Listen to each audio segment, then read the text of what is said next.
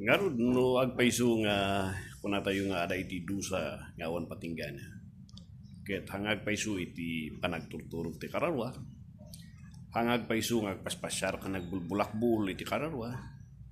Hamat nga agpaiso iti soul annihilation nga kuna tayo. Hanmat nga agpaiso di kuna tayo nga awan ti paparan iti kararwa basta malpas ti biag mo iti daga katawanan. Yak pa isukat ada iti destinasyon iti kararwa, and that is the eternal nga panakadusa iti impyerno. Anya nga rutat ta. Deta ti rason no ape nga imay ni Jesu Kristo. Imay ni Jesu Kristo kapusta kayat na nga iparupa kada tayo. Han nga mismo nga anghel itinbaw na. Mismo nga isunatin may. Mismo nga isunatin may nga kinayat na nga agbaling nga tao. Tapno iparupa iti aming nga tao, agpaiso nga da iti impyerno. Uray ni Diyos Ama. Noawan iti impyerno nga destinasyon ti kararwa iti tao. Anya pelang ti rason nga ipalubos ni Diyos Ama nga umay ni Jesu Kristo. Naminmay ni Jesu Kristo tapno iparupa kada tayo nga ada iti impyerno. Ada iti destinasyon iti kararwa iti tao nga langit kan impyerno. Kat noawan ni Jesu Kristo iti biyag na, ada iti dusa. Anya nga ngarut tata. Dahil titi ko natin sa Diyos. Tata ti chimpo ang panunod ka. Ano nga no bigat? Tata ti chimpo ang panunod ka. No inawat mo nga talaga ni Jesu Kristo. Both sa salita at dito, kada kayo nga kunayo nga religyoso kayo. Ada kayo ti sikta. Ada kayo ti denominasyon. Eksaminam no talaga nga ada ni Jesu Kristo Jesus ti biyan mo. No sikaman kat adu iti bisyo, examinam no talaga nga kastat kat mo abiyag. Inga na ti malpas ti biyag mo diti daga kat no malpas diritso iti kararwam iti dusa timpyon. Agpanuno ka no kayat mo ti kasting nga estado ti biyag. Na mapit masapul nga agbaling nga tabot kaya nga ipalubos mo nga kayatam nga madusa ka timpyon nga adamot iti dalan. And there is ibabawi iti baso.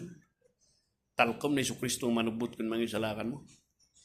Nam narigat nga agpaiso, narigat ka pusta masapul guraam dagiti bisyo nga ayat munay.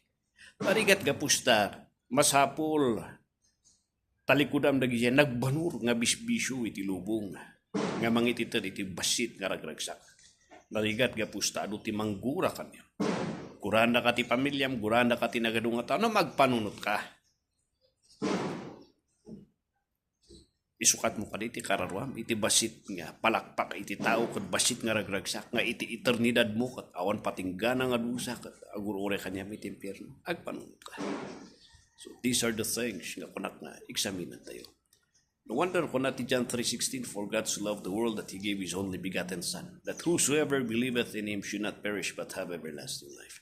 That whosoever believeth, no sino man kada tayo iti mamati. Dagitiin mawat ka ni Kristo Jesus nga manubot ka ng salakan, handan nga madusa.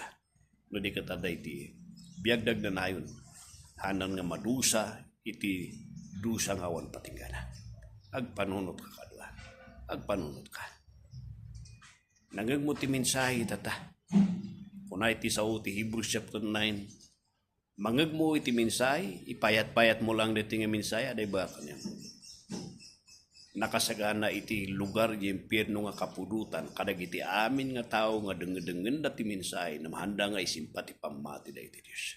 Ti lugar nga para kanya da di impyerno kat di lugar nga kapudutan nga pusta mamin ano-ano nga nangagda namin kanuda ti mensahe ti panagkasalakan. Agpanunot ka kadwa. Kunada nga rod. No madim nga ibatan, madim nga patsyon da ito, sige la, enjoy now. Namlaglag ito, pay later. Iti na din nga gundaway, sapay kuma. May kang katigundaway nga panunutan kan eksamina. Kasawumay ti Diyos, si kati dumanon kanya na, han nga siyak.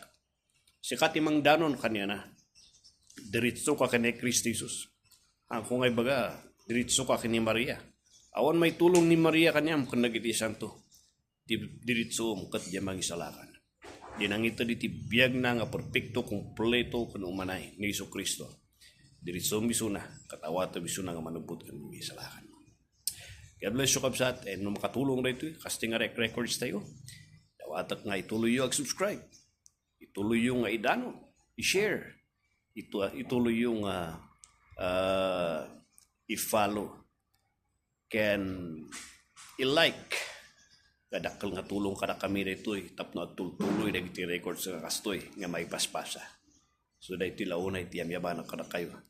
Ni Apo Diyos timang bendisyon kada kayo. Ora iti